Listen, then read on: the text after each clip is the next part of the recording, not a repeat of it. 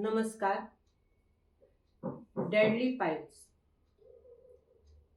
एक तरुण मुलगा 20 वर्ष वय, कॉलेज जाणारा, खूप स्मार्ट, खूप सुंदर, इंटेलिजंट, त्याला सगळ्या गोष्टी माहीत असतात असा मुलगा.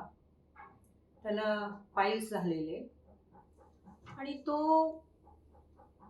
डॉक्टरकडे गेला. काय औषधं दिली असतील डॉक्टरने आणि त्याच्यानंतर ते औषधं वगैरे थोडे दिवस घेतली. पुढे एक्झाम्स वगैरे होते, तर त्याला त्रास खूप होत होता. मग डॉक्टर काय म्हणाले की तुम्ही ऑपरेशन करून घ्या. तो हॉस्पिटलला गेला. डॉक्टरने ऑपरेशन वगैरे केलं. ऑपरेशन चांगलं झालं. त्याला काही गोष्टी सांगितल्या होत्या करायला. त्याच्यानंतर तो घरी आला आणि त्याच दिवशी टॉयलेटमध्ये मोशनसाठी गेला आणि मोशन करताना त्याने जोर लावला आणि जोर लावल्यानंतर काय झालं ते कळलं नाही. जरा वेळाने आईने येऊन दरवाजा ढकलला, उघडलं आणि बघितलं अख्ख्या त्या टॉयलेटमध्ये ब्लिडिंग पट होती आणि त्याच्यात तो मुलगा बेशुद्ध पडलेला होता. तर लगेच ते उचलून हॉस्पिटलला घेऊन गेले.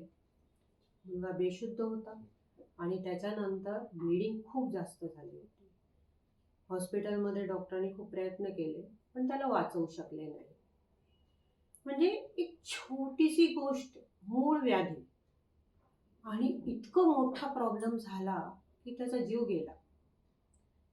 जेव्हा तो हॉस्पिटलला होता, डॉक्टरांनी त्याला समजवलं होतं, सांगितलं होतं की तिखट वगैरे खायचं नाहीये, पाणी चांगलं प्यायचं, त्याच्याबरोबर टॉयलेटमध्ये जाताना जरा पण जोर लावायचं नाही.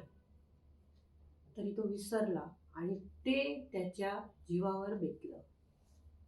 तर ही जी गोष्ट आहे, कुठलाही आजार असो, पाईल्स असो किंवा छोटा मोठा आजार असो, ते लक्ष द्यायला पाहिजे त्याच्याकडे आणि डॉक्टरांनी बोललेल्या गोष्टी पाळायला पाहिजे. नाहीतर ह्या छोट्याशा गोष्टी कशा जीवावर येतात हे तुम्ही बघितलं. तर माझी ही एक तुम्हाला विनंती आहे की तुम्ही ह्या गोष्टींना प्रत्येक ठिकाणी शेअर करा, लोकांना अवेअर करा, समजवा की अशा कुठल्याही आजाराला साधं समजू नका, त्याच्याकडे लक्ष द्या आणि स्वतःच्या जीवाला धोक्यात घालू नका. स्वतःला हेल्दी ठेवा. धन्यवाद.